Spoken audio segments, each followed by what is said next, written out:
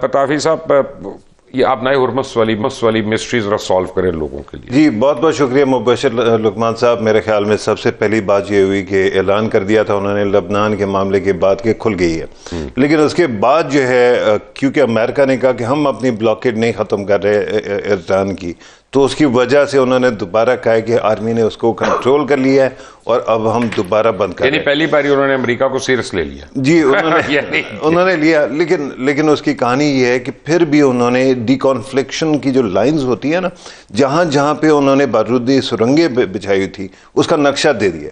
تو اگر آپ نے دے دیا تو اس کا مطلب یہ ہے کہ بات بن گئی ہے, کھلا ہوا ہے, لیکن باقی کچھ بھی کہتے رہے. لیکن ساتھ ساتھ یہ ہے کہ پوسٹرنگ تو نہیں ہو رہی ہے ویسے. جی میرے خیال میں بالکل ہو رہی ہے. اس کی وجہ یہ ہے کہ بہت سارے لوگ ہیں جو چاہتے ہیں کہ معاملہ خراب ہو جائے. آپ نے ایک کا نام لیا اسرائیل, اس کی اتنی زیادہ ایکٹیوزم چل رہا ہے, اسی طرح سے انڈیا کا چل رہا ہے, اسی طرح سے جو ناجائز اولادیں ہوتی ہیں نا ویسے ہی کرتی ہیں. ہاں لیکن ان کا ہے. تو آپ ایک سائڈ پہ کہتے رہتے ہیں کہ معاملات جو ہے نا مشکل میں خراب ہیں, پھنسے ہوئے, لیکن دوسری سائڈ پہ آپ کام بھی کرتے رہتے ہیں. اور میرے خیال میں اس وقت ڈائلاگ بھی چل رہا ہے اور اس کے ساتھ ساتھ یہ پوسچرنگ بھی ہو رہی ہے. جی آپ کو کیا لگ رہا ہے؟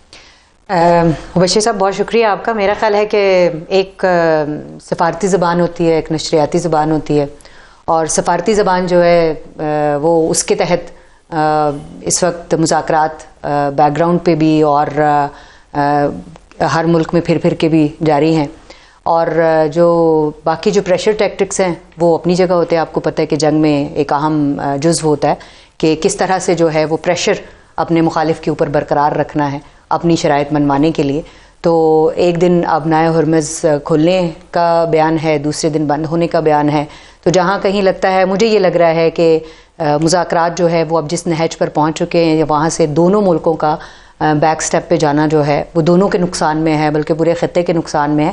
تو اب یہ مجھے پوسٹرنگ زیادہ ہے. ڈونلڈ ٹرمپ کو خطے کی پرواہ ہے؟ میرا خیال ہے اس کو نہیں ہے, لیکن نومبر میں ایک مڈ ٹرم الیکشن ہونے جا رہا ہے. تو پھر کیا میٹر کرتا ہے؟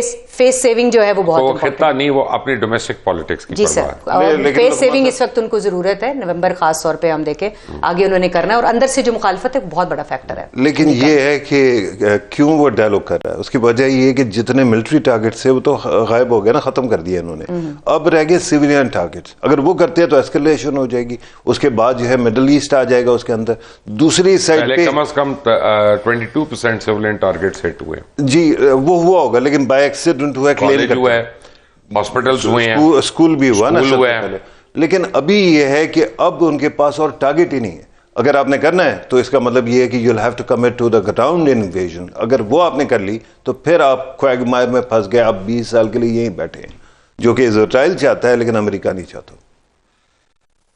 اچھا جی, حیدر زمان قریشی صاحب, your 2 cents, what do you say? مبشر صاحب بہت شکریہ. آئی تھنک دونوں پتافی صاحب اور نیر صاحبہ نے بہت اچھا تجزیہ پیش کیا. دیکھیے پہلے میڈیشن تھی اور اس سے گزر کے اب آپ ایک انڈرسٹینڈنگ کی طرف آئے ہیں, جس میں یوزلی میمورینڈمز آف انڈرسٹینڈنگ ہوا کرتے ہیں, اور پھر اس کے 30, 60, 90 دن میں پراپر ایگریمنٹ فریم ورک ہوتا ہے جس میں ٹیکنیکلٹیز ہوتی ہیں. اب بہت ساری قوتیں ہیں, کچھ کا آپ نے نام لیا, ملک ہیں اسٹریٹجکلی GCC میں بھی ہیں, اور اسرائیل تو پرٹیکولرلی ہے, اور بھارت, جن کو یہ بات تو کسی صورت ہضم ہی نہیں ہو سک رہی کہ یہ کیا ہو گیا. وہ تو اس شوق میں ہیں.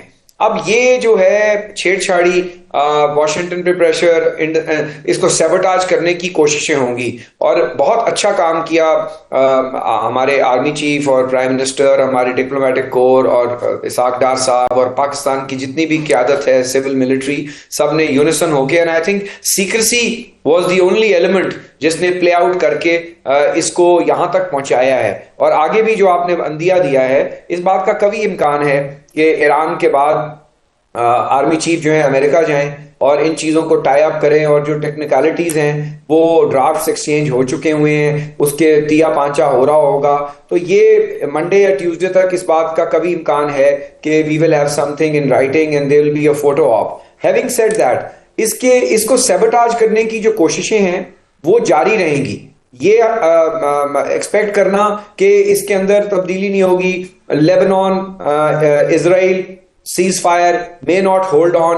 ابھی شاید اس پریشر میں ہولڈ آن ہو رہا ہے کہ امریکہ اور ایران کا کسی طرح کچھ ڈاکیومنٹ ہو جائے. یہ چیزیں نارمل ہیں, ہمیں ان کو ایکسیپٹ کرنا چاہیے. لیکن جو بڑی بات ہے, جو کامن ڈینامینیٹر ہے, وہ یہ ہے کہ دونوں ایران اور امریکہ نے یہ ریئلائز کر لیا ہے کہ اس سے آگے, اس نہج سے آگے اگر وار جائے گی تو بہت زیادہ نقصان ہوگا, اور اس کا کینوس اور سکوپ جیسے پتافی صاحب نے کہا ہے بہت حجم بڑھ جائے گا, اور پھر یہ کسی کے بھی شاید کنٹرول میں نہ رہے. اور ابھی بھی آپ دیکھیں کہ اس اسکیل کو بھی پوری دنیا میں پاکستان کی قیادت نے اور سول ملٹری قیادت نے آؤٹ آف دا باکس جا کر جو اس میں مڈ نائٹ آئل برن کیا ہے, اور یہ ہسٹری میں پین ڈاؤن ہوگا. آپ نے ایک تھرڈ ورلڈ وار کو بالکل امیونٹ بچا لیا ہے, اور اس کی دنیا میں ریکگنیشن ہے. اب میجورٹی دنیا کی یہ چاہتی ہے, اور امریکہ کے اندر بھی یہ اوپینین ہے, اور یورپ میں بھی ہے, چائنا, رشیا, کہ یہ اس کے نقصانات آر مچ گریٹر.